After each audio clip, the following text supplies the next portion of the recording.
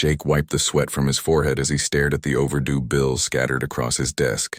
Running a small charter flight company wasn't easy, especially when bigger airlines kept stealing his customers. At 28, he had put everything into Morrison Aviation, but the bank was getting impatient about his loan payments. His phone buzzed. Cutting through the silence of his tiny office at the regional airport, Jake grabbed it quickly, hoping for good news. "Morrison Aviation, this is Jake speaking. I need a flight immediately," came a crisp, professional voice. "How soon can you be ready?" Jake straightened up. Emergency flights usually paid well. "Where are you headed?" "Hawaii. I'm Victoria Sterling from Sterling Enterprises. I have a business meeting that cannot wait. My corporate jet had mechanical issues and I need to be there by tomorrow morning." Jake knew that name. Sterling Enterprises was one of those huge companies you saw on the news. He pulled up the weather report on his computer, and his stomach dropped. A massive storm system was moving across the Pacific. "Ma'am, I have to tell you, there's some really bad weather between here and Hawaii right now.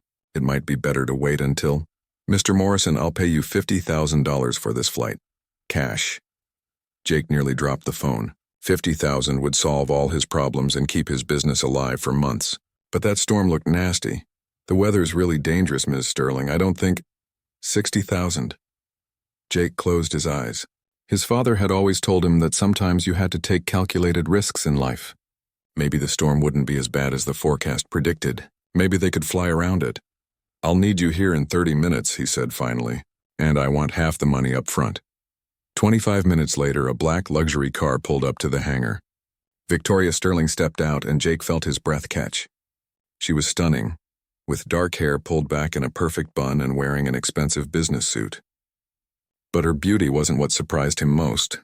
It was the stress he could see in her eyes, the way she kept checking her phone every few seconds. "Mr. Morrison, I assume?" She extended a manicured hand. "Just Jake is fine." He shook her hand, noticing how cold it felt. "Ma'am, I really need to explain about this weather. I've already transferred $30,000 to your account. You'll get the rest when we land." Victoria glanced at his small single-engine plane and frowned. "This is what we're flying in?" "She's reliable," Jake said, patting the side of his Cessna. "But about that storm—" "Mr. Morrison, 3 years ago my father died and left me his company. Tomorrow, I'm finalizing a merger that will either save Sterling Enterprises or destroy everything he built. I cannot miss this meeting." Her voice cracked slightly. "Please, I'm trusting you to get me there." Jake saw something in her eyes that reminded him of himself when he was fighting to save his own business. Sometimes desperate people had to rely on each other. "All right," he said, "but we're doing this my way. If the weather gets too bad, we turn around. Deal?" "Deal." Jake helped her into the passenger seat and ran through his pre-flight checklist twice. The plane was in perfect condition, but he couldn't shake his uneasiness about the weather reports. As they taxied to the runway, he tried calling air traffic control for an updated forecast. "Morrison Aviation, this is Tower. That storm system is intensifying. We strongly recommend delaying departure." Jake looked at Victoria, who was gripping her phone tightly. "Did you hear that?" "I heard," she said quietly. "But I still need to go." Against his better judgment, Jake requested clearance for takeoff.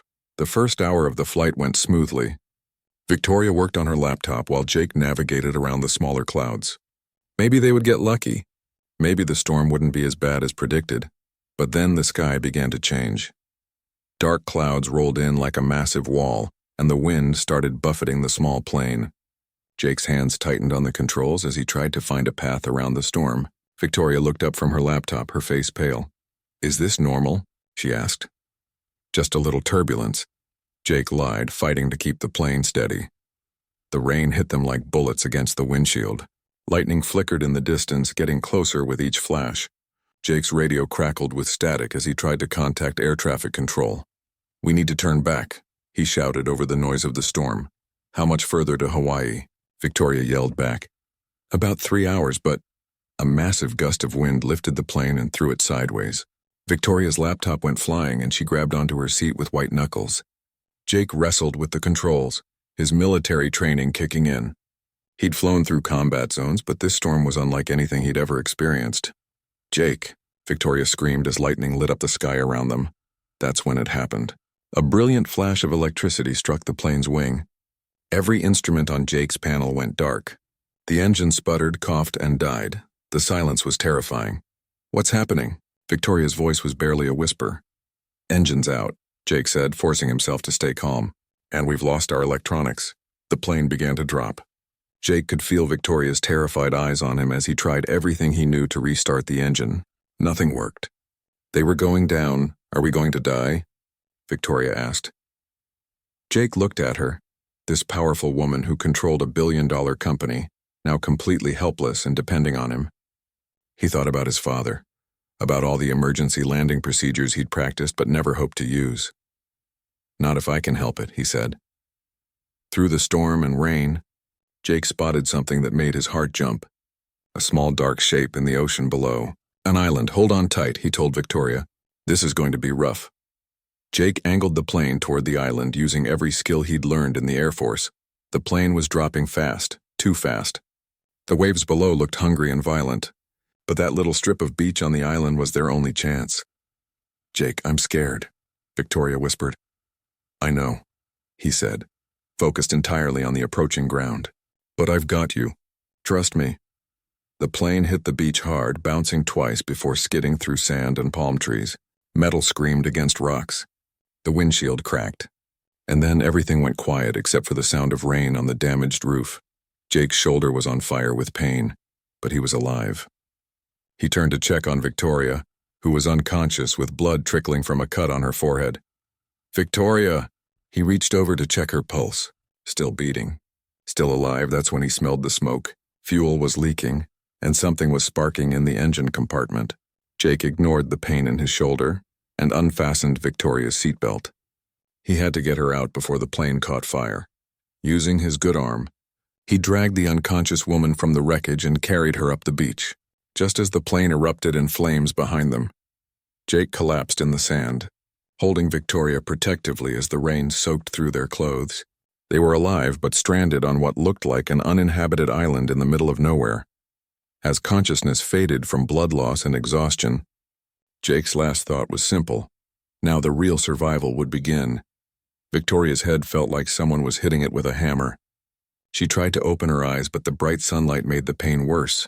Everything was fuzzy and confusing. Where was she? Why did her whole body hurt? Slowly, memories started coming back. The storm, the lightning, the crash. No, she whispered, forcing herself to sit up despite the dizziness. This can't be real. She looked around and saw Jake sitting nearby, trying to fashion some kind of shelter from palm fronds and pieces of wreckage. His left arm was in a makeshift sling, and there were cuts and bruises all over his face. "You're awake," Jake said, relief clear in his voice. "How's your head feeling?" "Terrible." Victoria touched the bandage on her forehead and winced. "What happened?" "Where are we?" "We crashed on an island. You hit your head pretty hard, but you're going to be okay." Victoria looked around at the tropical beach, the smoking remains of the plane in the distance, and the vast ocean stretching endlessly in every direction. The reality of their situation hit her like a punch to the stomach. "This is your fault," she said, anger replacing confusion. "I told you how important that meeting was. You should have turned around when the weather got bad." Jake stopped working on the shelter and looked at her calmly. "You're right. I should have. But we can't change that now. Right now we need to focus on staying alive." "Staying alive? For how long? When is someone coming to rescue us?" Jake was quiet for a moment. "Victoria, our emergency beacon was destroyed in the crash. Our radio is dead. We're way off the normal flight path because of the storm. So what are you saying?" "I'm saying it might be a while before anyone finds us." Victoria felt panic rising in her chest. This couldn't be happening. She had a company to run, a merger to complete, a life to get back to. She pulled out her phone with shaking hands. "No signal," she said, staring at the screen. "No signal at all." She tried calling 911, her assistant, anyone. Nothing worked. The phone might as well have been a piece of plastic.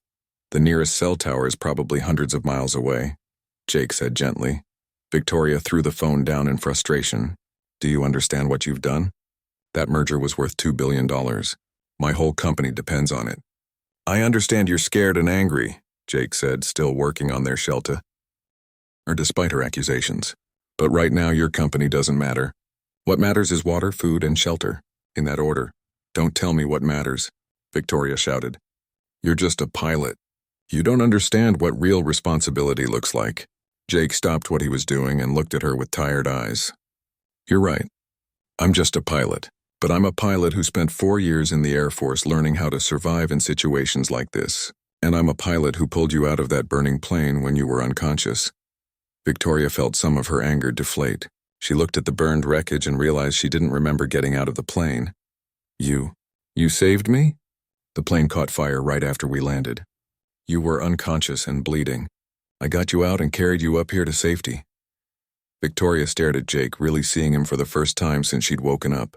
His shoulder was obviously hurting him badly, but he'd been working on their shelter instead of resting. There were burn marks on his hands, probably from pulling her out of the burning plane.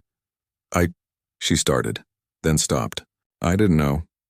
It's okay, Jake said, going back to weaving palm fronds. You hit your head pretty hard. Confusion is normal with a concussion. Victoria watched him work, feeling ashamed of her outburst. This man had risked his life to save hers, and she'd responded by blaming him for everything. What can I do to help? She asked quietly. Jake looked surprised. Are you sure? You should probably rest, I'm sure. Tell me what to do. Jake smiled for the first time since she'd woken up. Okay, first thing we need is fresh water. See that grove of palm trees over there? Some of those coconuts might have milk we can drink. But be careful. Don't try to climb anything with your head injury. Victoria stood up slowly, fighting another wave of dizziness. She'd never gotten water from a coconut before, but how hard could it be? 30 minutes later, she understood how hard it could be. The coconuts that had fallen naturally were either empty or rotten. The good ones were high up in the trees, and every time she tried to shake the palm trees, nothing happened except making her head hurt worse. Having trouble? Jake asked, walking over with an armload of useful-looking debris from the plane. These things are impossible, Victoria said, frustrated. How do people make this look so easy in movies? Jake picked up a sharp piece of metal from the plane wreckage. Military training. Watch this.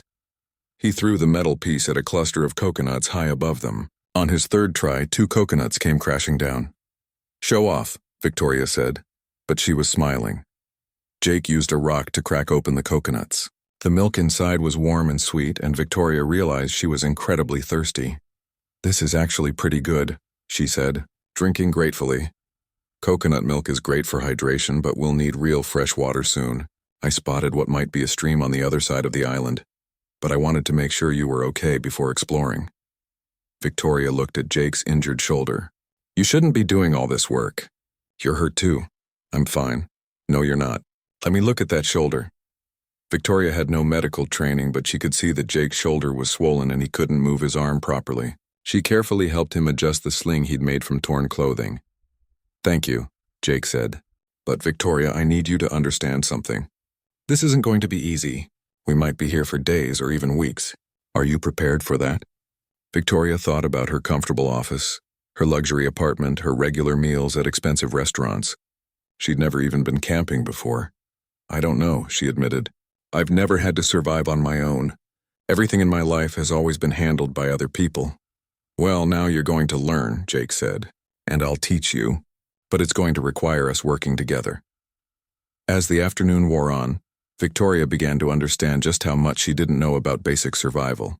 Jake showed her how to identify which plants might be safe to eat and which ones to avoid. He taught her how to build a signal fire that would create visible smoke. He even started showing her how to weave palm fronds together to make their shelter more weatherproof. You're actually pretty good at this, Jake said as Victoria successfully wove her first section of palm frond wall. It's like a puzzle, Victoria said, concentrating on the pattern. I'm good at solving puzzles. Business is probably full of puzzles. Different kind, but yeah. Victoria paused in her weaving. Jake, I owe you an apology. What I said earlier about this being your fault, that wasn't fair. We both made the decision to fly in that storm. You were scared and hurt. I understand. That's no excuse for being cruel. Victoria looked at him seriously. You saved my life, and I responded by attacking you. I'm sorry, Jake nodded. Apology accepted. But Victoria, we're going to be under a lot of stress while we're here. We're probably going to say things we don't mean. The important thing is that we stick together. As the sun started to set, they sat by their small fire, sharing another coconut and watching the ocean. Victoria had never seen a sunset quite like this. brilliant orange and pink stretching across the entire sky. "It's beautiful," she said softly. "Yeah, it is," Jake agreed. "Too bad we can't enjoy it under better circumstances." Victoria was quiet for a moment. "Jake, can I ask you something?" "Sure. Why did you really take this flight? I know the money was good, but you knew how dangerous it was." Jake stared into the fire. "My aviation company is 3 months behind on loan payments. If I don't come up with a significant amount of money soon, I'll lose everything my father and I built together. Your flight was going to solve all my problems, and now I'm probably going to lose the business anyway, assuming we ever get rescued. But at least we're both alive." Victoria felt a pang of guilt. Her insistence on making that flight had put both their futures at risk. But she was also starting to see Jake differently. He wasn't just some reckless pilot. He was a man trying to save his family's legacy, just like she was. "We'll figure it out," she said, surprising herself with the confidence in her voice. We're partners now, right? We're going to get through this together, and when we do, we'll figure out the rest." Jake smiled. "Partners. I like the sound of that." As night fell over their little island, Victoria realized that for the first time in years, she wasn't thinking about board meetings or profit margins or corporate strategies. She was thinking about tomorrow's challenges, finding fresh water, improving their shelter, and figuring out how to signal for rescue. It was terrifying and exhausting, but it was also strangely liberating. For the first time in her adult life, her problems were simple and immediate, and she wasn't facing them alone. "Get some sleep," Jake said, banking the fire so it would last through the night. "Tomorrow we explore the island and start working on a real rescue plan." Victoria lay down on the bed of palm fronds Jake had prepared for her, using her ruined business jacket as a pillow. The ground was hard and uncomfortable, but she felt safer than she had any right to feel. "Jake," she said quietly. "Yeah, thank you. For everything. We're going to be okay, Victoria. I promise." As she drifted off to sleep, Victoria realized she believed him. This man she'd known for less than a day had already proven he would risk everything to keep her safe. Tomorrow would bring new challenges, but they would face them together. Victoria woke up to the sound of crackling wood and the smell of smoke. For a moment she forgot where she was. Then reality hit her like a cold wave. The island. The crash. Jake. She sat up slowly, her head still aching but much clearer than before. Jake was sitting by a small fire, poking at what looked like fish wrapped in large leaves. His shoulder was still bandaged, but he moved with less pain than yesterday. "Good morning," he said without looking up. "Breakfast is almost ready." Victoria looked around their little camp. In just a few days, Jake had somehow turned this patch of beach into something that actually felt livable. Their shelter was bigger now, with palm fronds woven tightly to keep out rain. There was a neat pile of firewood, containers for water, and even a small area where he'd been trying to signal for help. "You've been busy," she said. Jake shrugged. "Had to keep my hands occupied." "How's your head feeling?" "Better." Victoria stood up and walked over to where he was cooking. "Jake, I want to help more. Really help. Not just sit around feeling sorry for myself." He looked up at her, surprise in his eyes. "You sure? It's not exactly corporate boardroom work." "I'm tougher than I look," Victoria said firmly.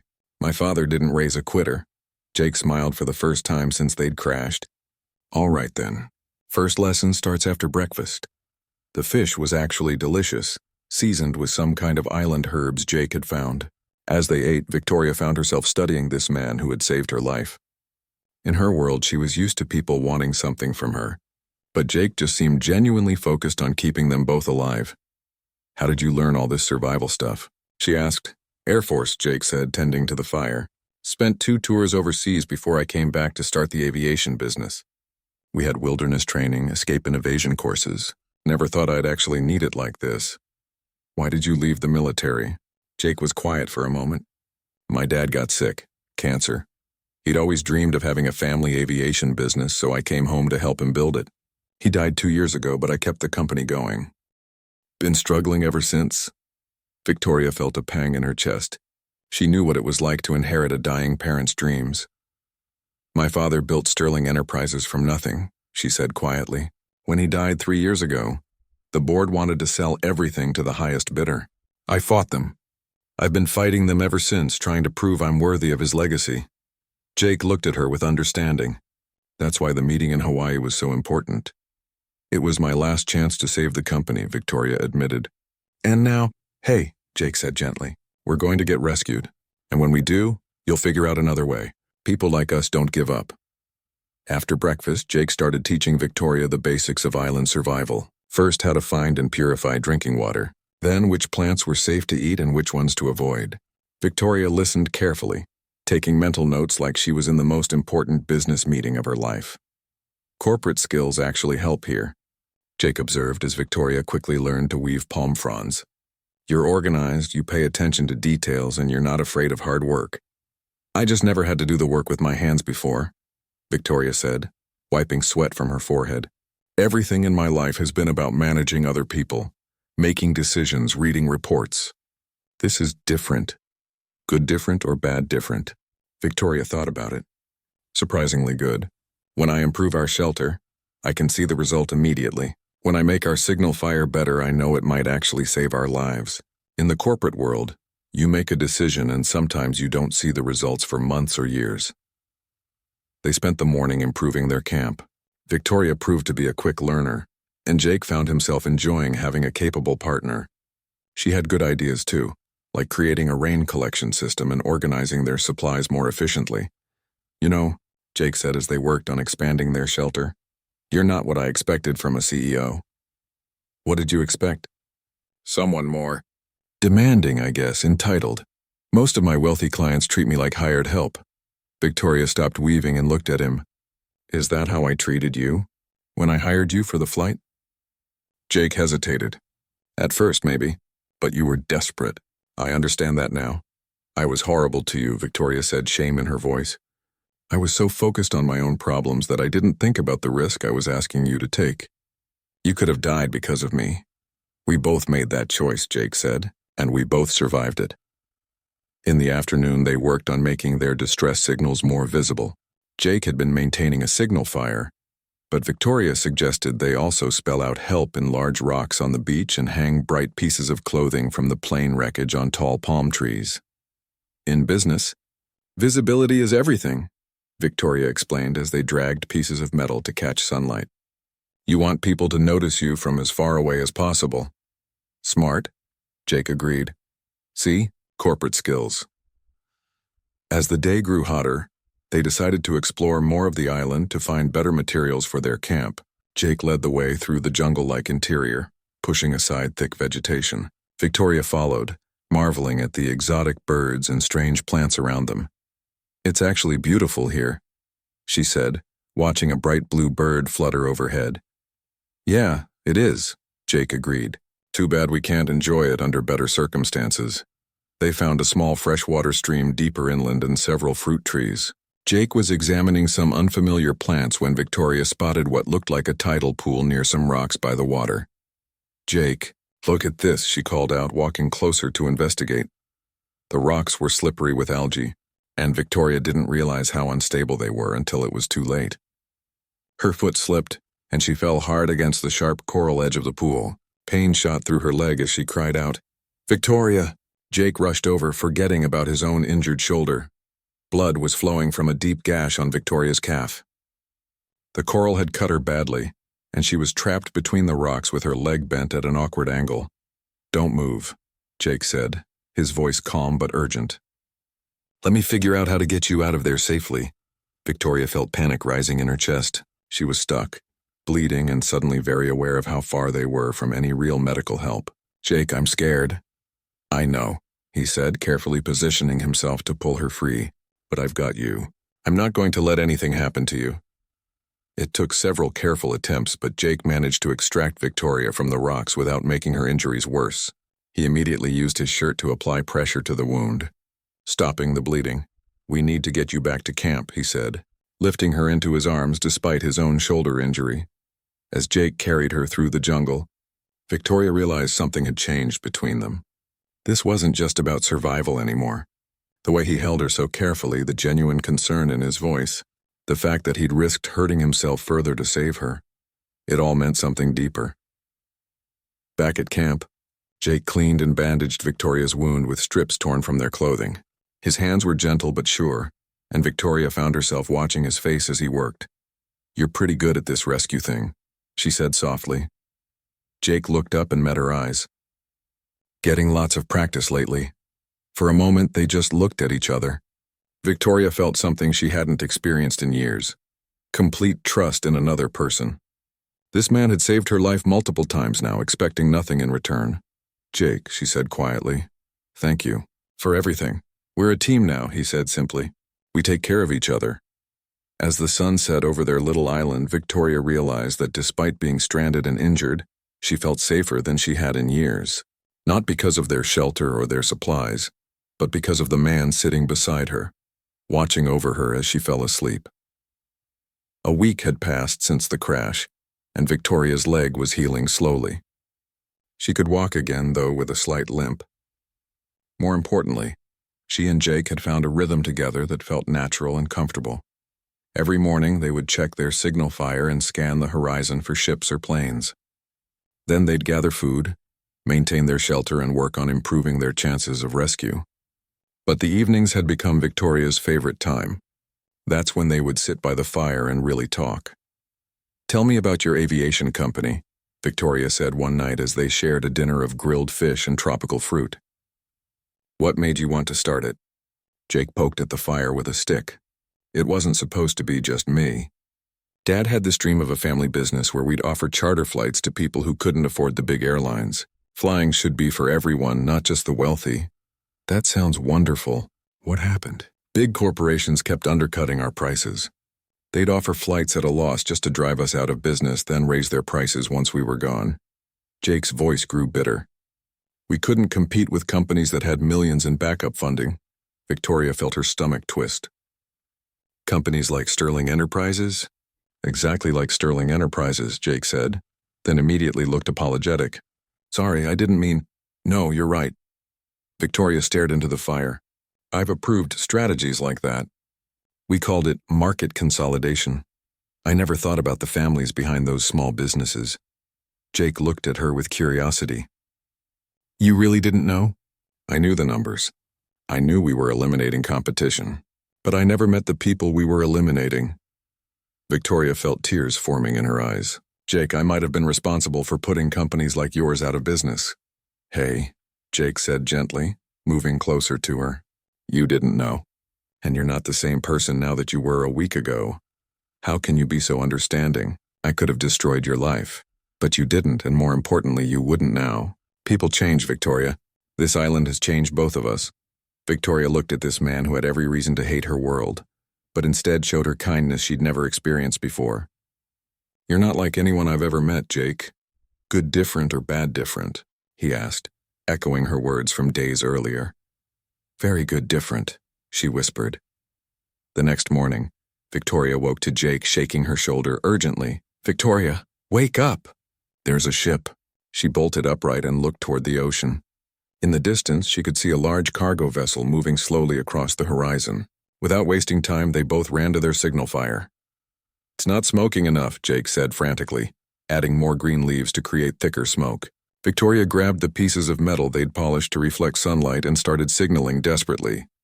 "Can you see us?" Victoria shouted at the distant ship as if they could hear her. "We're here." For 20 agonizing minutes, they waved, signaled, and fed their fire everything they could find. The ship seemed to slow down for a moment, and Victoria's heart leaped. "They see us," she cried. "They have to see us." But then the ship resumed its course and slowly disappeared beyond the horizon. They stood on the beach in stunned silence, watching their rescue sail away. Victoria felt something break inside her chest. The disappointment was overwhelming. "Maybe they'll report our location," Jake said quietly. But Victoria could hear the defeat in his voice too. That night, neither of them had much appetite for dinner. They sat by their fire, both lost in their own thoughts. Victoria kept thinking about her company, her board meeting, the merger that had probably fallen through by now. Everything she'd worked for was gone. "Do you think anyone is looking for us?" she asked. "I'm sure they are," Jake said, though he didn't sound entirely convinced. "My assistant will have called the Coast Guard when I didn't show up. And your flight plan was filed for a direct route to Hawaii. They're probably searching hundreds of miles from here." Victoria felt despair settling over her like a heavy blanket.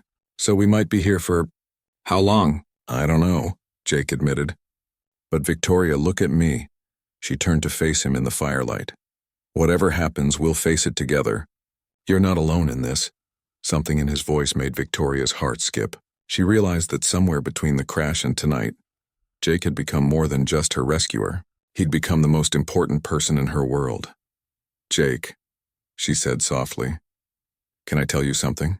Anything. Before this island, I hadn't felt truly happy in years. My life was all schedules and meetings and stress. I haven't laughed the way I laugh with you since I was a child. Jake moved closer to her on the sand. You know what's crazy? Despite everything, the crash, being stranded, not knowing if we'll ever get home, these have been some of the best days of my life too.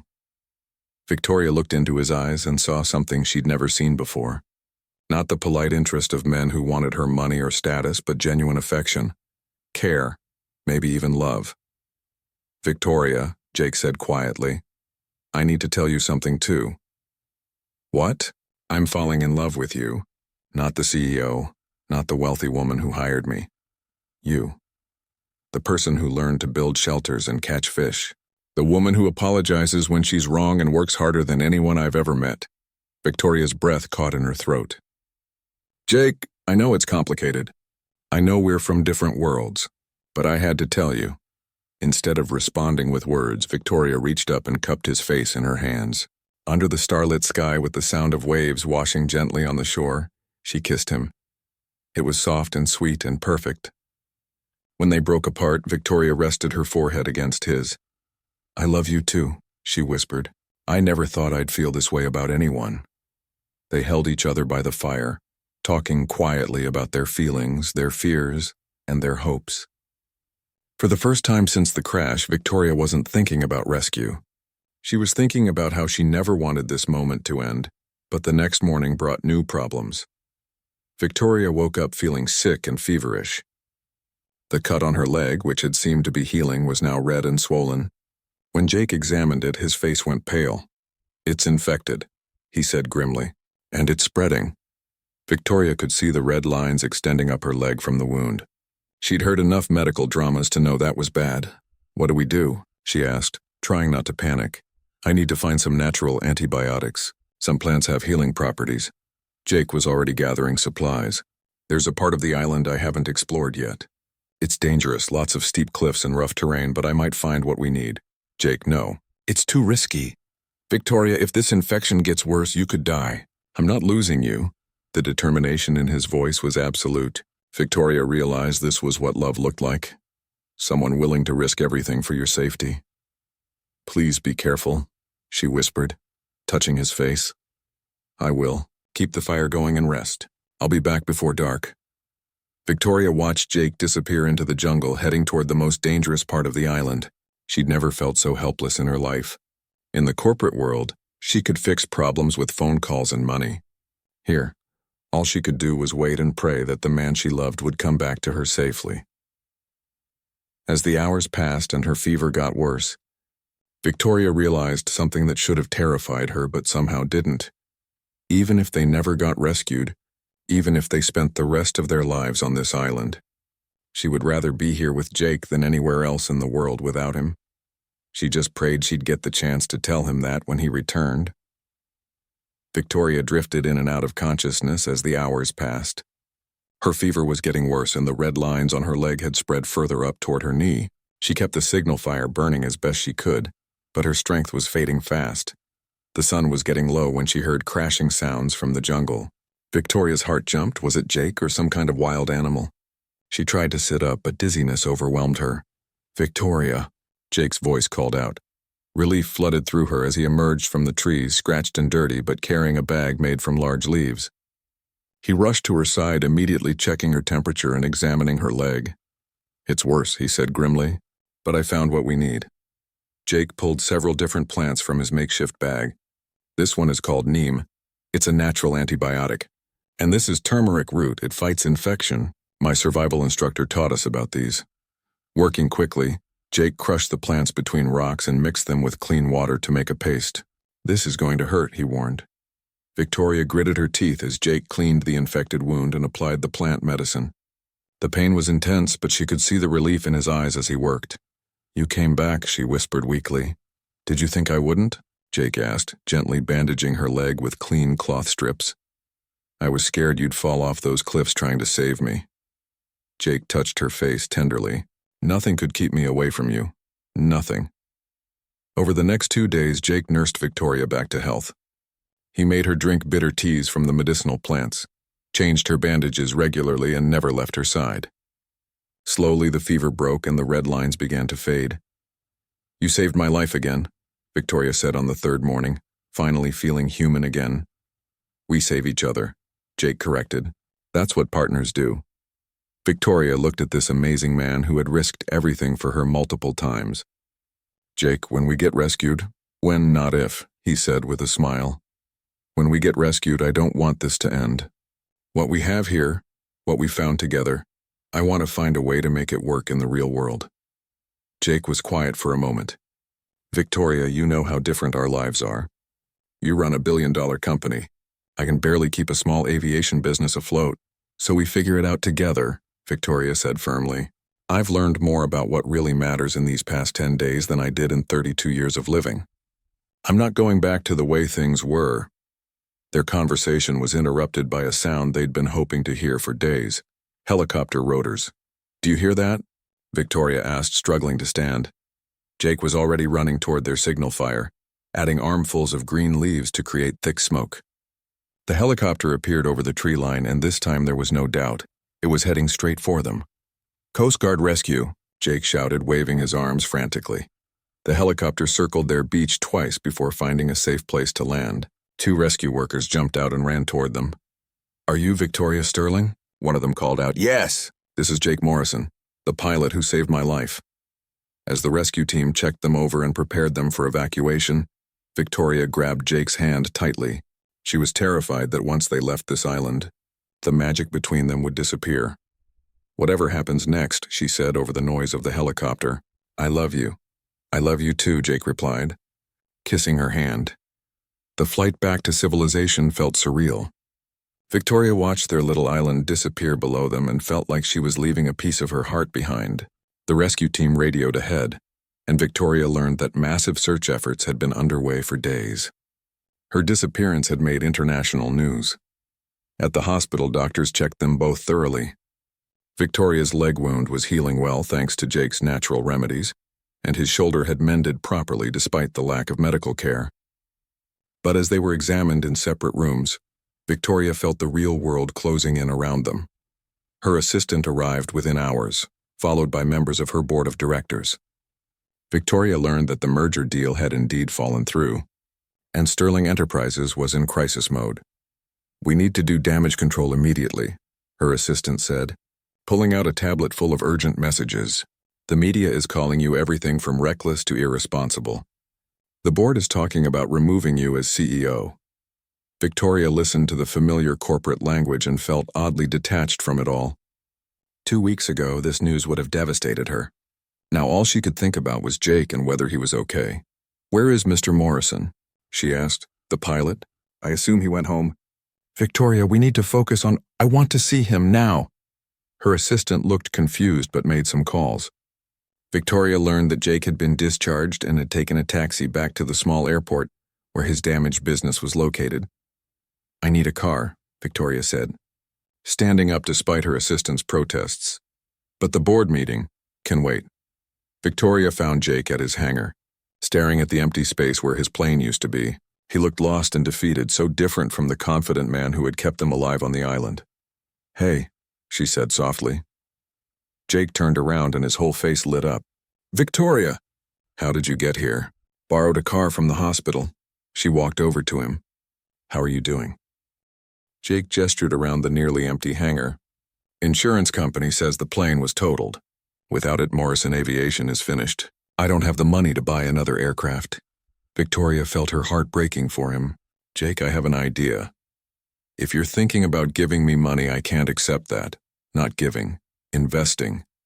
Victoria took his hands in hers. "What if Sterling Enterprises partnered with Morrison Aviation? We provide the capital to rebuild, you provide the expertise and the vision, but we do it right this time, supporting small businesses instead of crushing them. Jake stared at her. You're serious? Dead serious. I've been thinking about this since we were on the island. My father's company doesn't have to be a corporate monster. It can be something better. Something that actually helps people. The board will never approve that. Victoria smiled. Then I'll convince them. And if I can't convince them, I'll find new board members who share our vision. Jake pulled her into his arms. You really think we can make this work? The business partnership and us?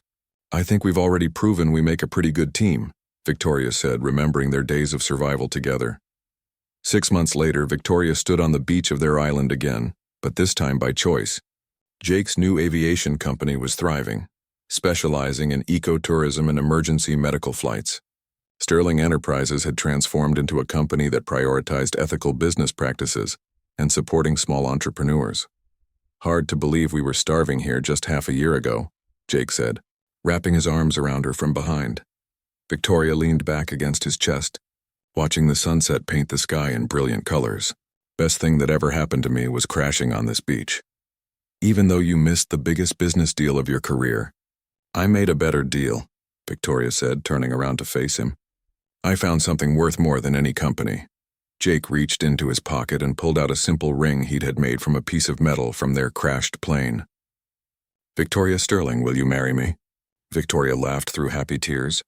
You know, a week ago I would have said this was crazy. A CEO and a small-town pilot. And now I know that sometimes the craziest things turn out to be the most right. She held out her hand. Yes, Jake Morrison. I'll marry you. As Jake slipped the ring onto her finger, Victoria realized that losing everything had actually helped her find what she'd been searching for her whole life. Not success or money or power, but love, partnership, and a man who saw her for who she really was. Their rescue had saved their lives, but falling in love had saved their souls. A year later, they returned to the island for their honeymoon, arriving in Jake's new plane. This time they had a luxury resort room waiting for them, but they still spent their evenings on the beach by a small fire, talking and laughing like they had during those first magical days when they only had each other. Some love stories begin with grand gestures and fairy tale moments. Theirs began with a crash landing and a desperate fight for survival, but Victoria wouldn't have changed a single moment of it, because it led her to the love of her life and taught her what really mattered. In the end, they hadn't just survived the island. They'd found home in each other.